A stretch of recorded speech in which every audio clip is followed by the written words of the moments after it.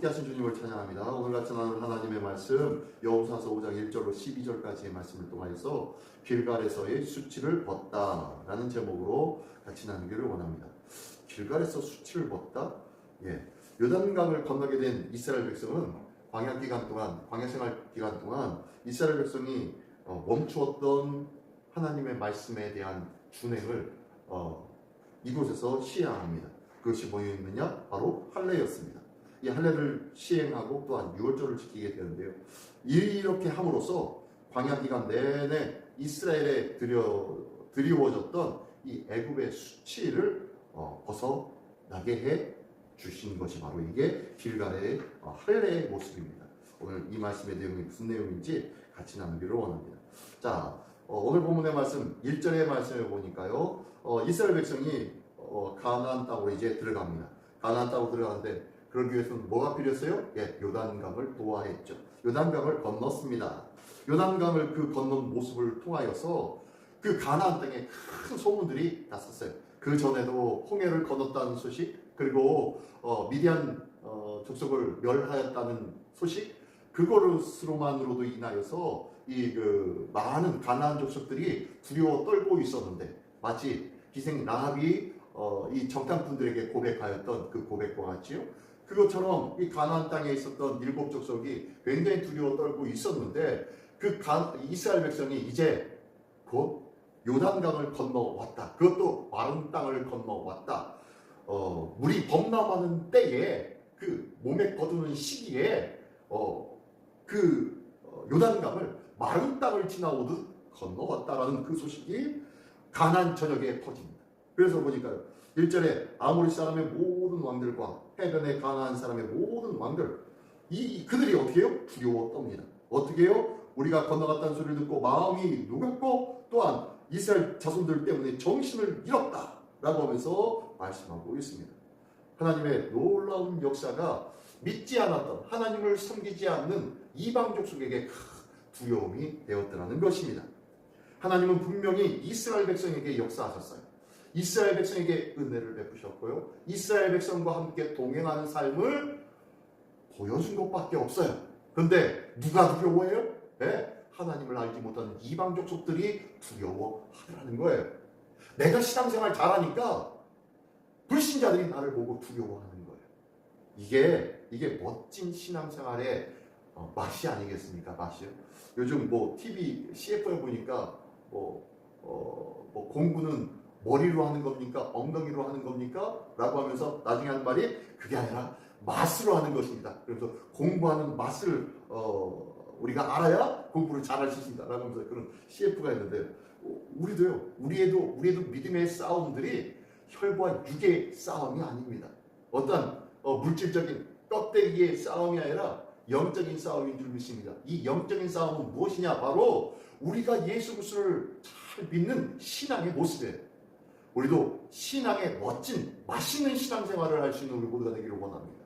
하나님 앞에서 내가 신앙생활이 즐겁고 기쁘고 모든 것 속에 감사와 찬양이 있는 삶이 된다면요, 믿지 않는 영혼들에게 저절로 주의 복음이 증거될 수 있는 자랑거리가 될 수 있는 거예요. 내가 예수 믿는데 불평이 있고 내가 예수 믿는데 근심이 있다면 누가 예수를 믿는다고 하겠습니까? 그렇죠? 내가 예수 믿는데 기쁨이 있고 내가 예수 믿음에 자랑되고 많은 사람들 앞에 기쁨이 되어지는 모습이 보여질 때에 많은 영혼들이, 믿지 않던 영혼들이 나를 통하여 예수 그리스도를 보고 예수 그리스도를 알기를 원하게 될 줄 믿습니다. 이게 바로 믿음의 전도예요. 내가 경험한 하나님의 역사를 나의 삶을 통해서 증언하는 복된 삶을 사는 우리 모두가 되시기를 예수님의 이름으로 축원합니다.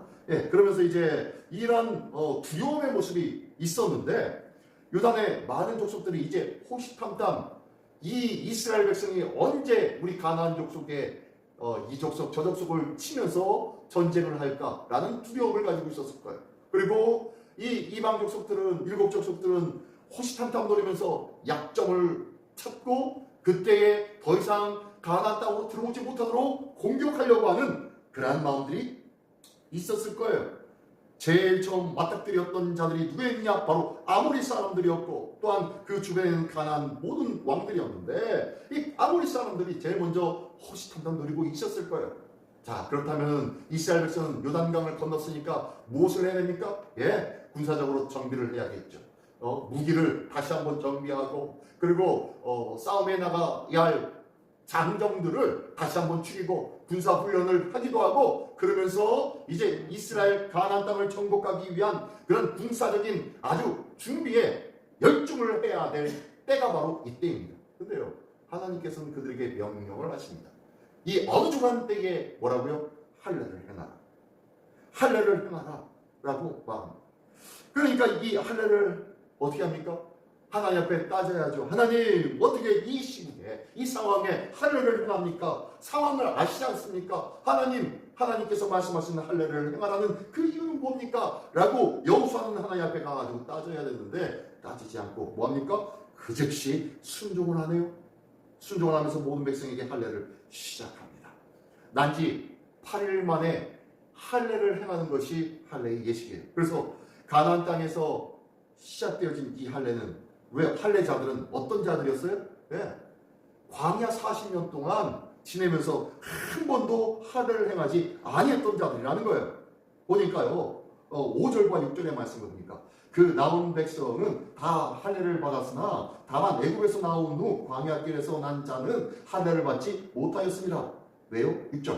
이스라엘 자손들이 여호와의 음성을 청종하지 아니함으로 여호와께서 그들에게 대하여 맹세하사 그들의 조상들에게 맹세하여 우리에게 주리라 하신 땅, 곧 젖과 꿀이 흐르는 땅을 그들이 보지 못하게 하리라 하시매, 애굽에서 나온 족속 곧 군사들이 다 멸절하기까지 40년 동안 광야에서 헤매었더니, 이게 무슨 소리냐면요, 이 광야에 나오기 전에, 출애굽이 하기 전에 애굽에 있었던 자들은요, 난지 8일 만에 그래도 할례를 받았던 자들이었어요.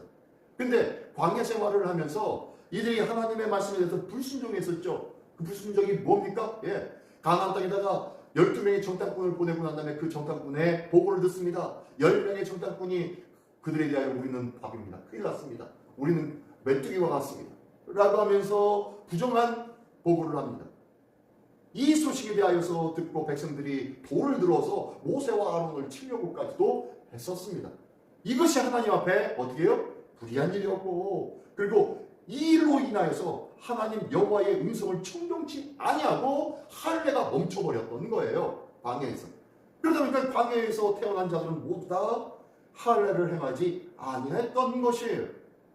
그러다 보니 하나님께서 말씀하십니다.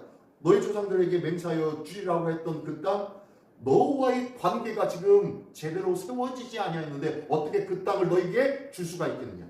이 약속을 너희가 먼저 어겼잖아.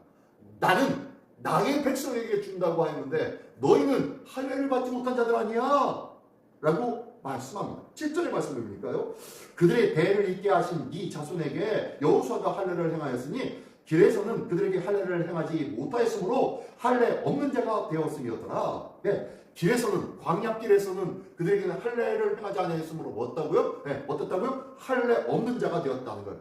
할례 없는 자는 누구를 향하여 표현할 때 이렇게 표현합니까? 이방 족속이죠.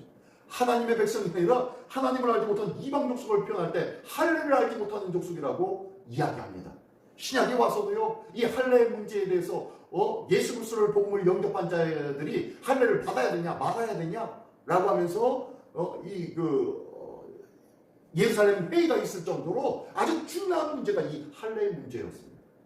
근데 이 할례 없는 자가 되었다라는 것은요, 하나님을 알지 못하고 하나님을 섬기지 않는 백성과 똑같아졌다는 거예요.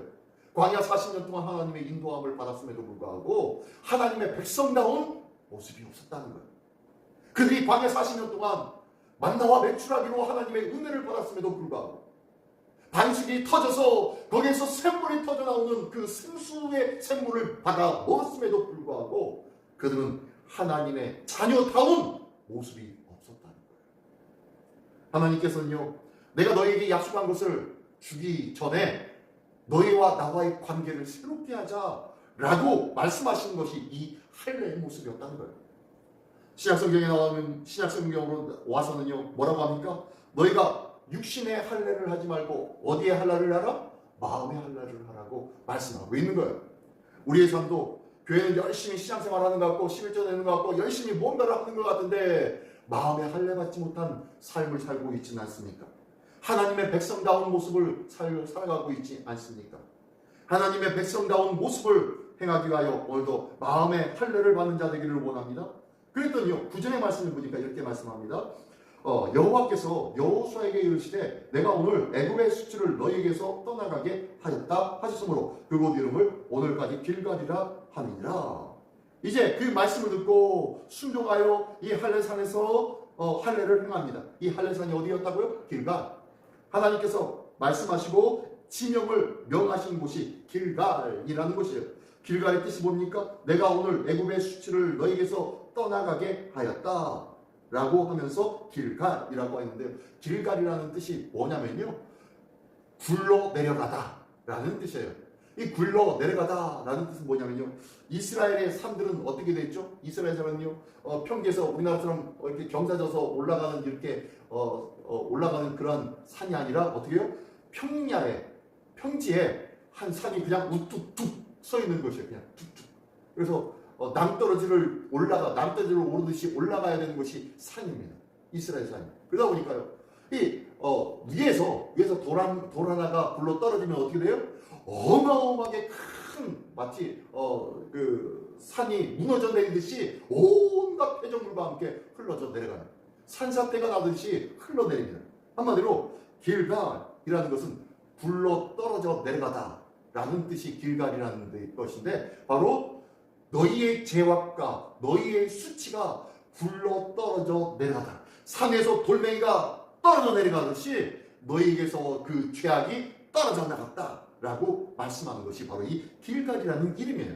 그런데 여기 보니까 이 떨어져 나간 것이 너희의 죄악이다 라고 하지 않냐고 뭐라고 합니까? 애굽의 수치다 라고 얘기합니다. 이 애굽의 수치는 무엇을 말하냐면, 이 이스라엘 사람들이 광야에 나왔어요. 출애굽을 하였습니다. 그 출애굽을 한 이스라엘 백성이 곧바로 그들이 원하는 적과 꿀이로는 하나님의 약속의 땅으로 들어갔습니까? 아니, 못 들어갔어요.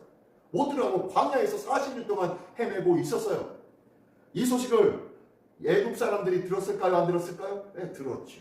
애굽 사람들이 듣고 난 다음에 겉봐라. 너희들이 자유함을 누리려고, 너희가 편하려고 이 출애굽을 하였지만 너희에게 있는 것은 약속의 땅으로 들어간다고? 무슨 소리? 광야에서 생고생을 하면서 지내고 있지 않아? 라고는 피난과 조롱을 하고 있었습니다. 이런 피난과 조롱, 이게 바로 애굽으로부터 받은 수치예요. 이 애굽으로부터 받은 수치가 무엇 때문에 있었습니까? 네, 곧바로 약속의 땅으로 들어가지 못함. 무엇 때문이라고요? 불순종이었죠. 하나님의 말씀에 대한 불신과 불순종으로 말미암은 애굽의 수치였다는 거예요. 하나님의 말씀을 더욱더 신뢰하고 의지할 수 있는 믿음의 한 날 되어지기를 원합니다. 그러함으로 인하여서 나의 불신과 불순종으로 인하여서 겪게 되어지는 그런 어려움의 삶으로 인하여서 믿지 않는 자들로 인하여서 조롱거리가 되어지지 않기를 원합니다.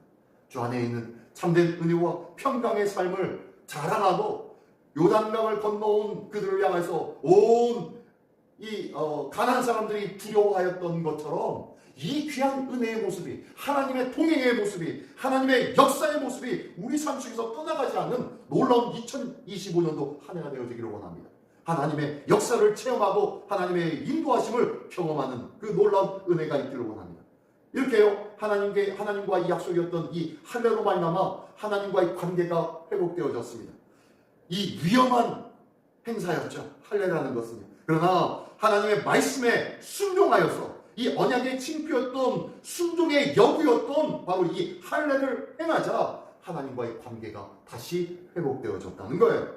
오늘도 삶의 문제를 두고 이 상황에 이런 것은 안 되는데요, 저 상황에 저런 문제, 이 하나님의 말씀대로 살아간다는 거 이거 말도 안 되는 일인데요, 이런 일들이 우리 삶에 수없이 있을지도 모릅니다. 그때마다 갈등하지 않기를 원합니다. 하나님의 말씀이 나의 삶의 첫 번째가 되어져서 하나님의 말씀을 절대적으로 순종할 줄 아는 믿음과 은혜가 있기를 예수님의 이름으로 축원합니다. 그랬더니요, 10절, 11절, 12절에는요, 하나님께서 이 관계가 회복되어지니까 그들에게 제일 먼저 지키게 했던 절기가 있었습니다. 그 절기가 뭐였어요? 유월절이었죠. 유월절을 그들이 지키게 합니다. 그리고 11절에 보니까 유월절 이튿날에 그 땅의 소산물을 먹되 그 날에 무교분과 볶은 곡식을 먹었더라 그리고 난 다음에 12절에는요. 또 그 땅의 소산물을 먹은 다음 날에 만나가 그쳤으니 이스라엘 사람들에게 다시는 만나를 얻지 못하였고 그해 가나안 땅의 소출을 먹었더라. 이제는 광야 40년의 생애가 삶이 어떻게 해요? 종식되어졌어요. 하나님께서 전적으로 인도하셨던 공급하시는 하늘의 만나가 끝났다는 거예요. 끝났다는 것은 뭐예요? 너희는 광야 생활 이제 끝났어. 이제부터는 어떤 생활이냐? 약속의 땅에서의 정착 생활이 시작이야 라는 것을 명확하게 말씀하여 주시는 것이 바로 이 만나가 그친 일이라는 거예요. 오늘도 하늘의 만나는 그쳤지만 하늘의 비를 통하여서 이 땅에 곡식들을 자라게 하고 그 곡식을 먹을 수 있는 정착의 새로운 삶을 시작하게 만드시는 하나님의 은혜를 기대하시는 우리 모두가 되기를 원합니다. 하늘의 비를 주관하는 이방신이 누구였죠? 바벨이었죠. 바알이었죠. 바알이 하늘의 비를 주관하는 신이라고 했죠. 바알이 하늘의 비를 주관하는 신인데 이 바알이 하늘에서 비를 내려야 그 땅의 소작물을 먹을 수 있는데 하나님께서 뭐라고 해요? 그 땅에 늦은 비와 이른 비를 내리고 주관하는 이는 누구라고요? 하나님 당신이라고 해요.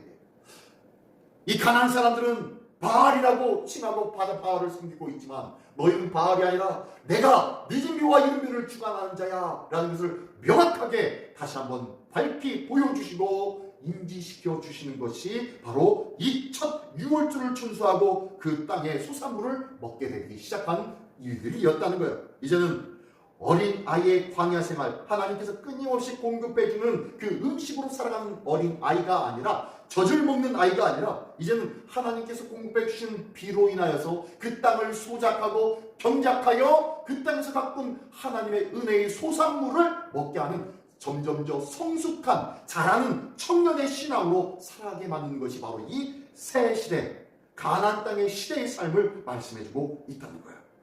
하나님께서 약속의 할례를 통하여 애굽의 수출을 벗게 하여 주신 하나님, 그 하나님은요 우리의 성숙을 원하신 줄 믿습니다.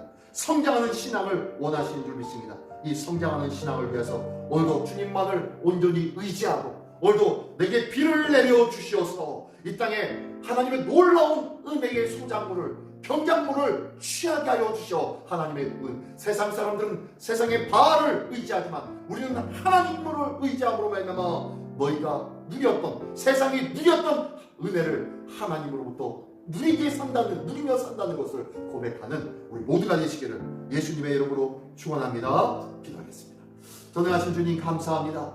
세상은 세상의 바알을 의지하며 그 바알이 모든 것을 공급해 준다고 착각하며 살아가고 있지만 우리는 참된 만복의 근원이신 하나님, 늦은 비와 이른 비를 내려주시어 우리가 마땅히 먹고 누려야 할 삶의 모든 요건들을 채워주시는 참 하나님이신 예수 그리스도 우리 주 하나님 여호와를 의지하게 하여 싸우니 아버지 이 믿음으로 오늘 승리하게 하여 주시옵소서. 이로 인하여 하나님의 살아계신 놀라운 역사를 우리의 삶을 통하여 증거하며 자랑하는 복된 승리의 한날 될 수 있도록 인도하여 주시옵소서. 모든 것 주님께 의탁드리오며 살아계신 예수 그리스도의 이름으로 기도드리옵나이다.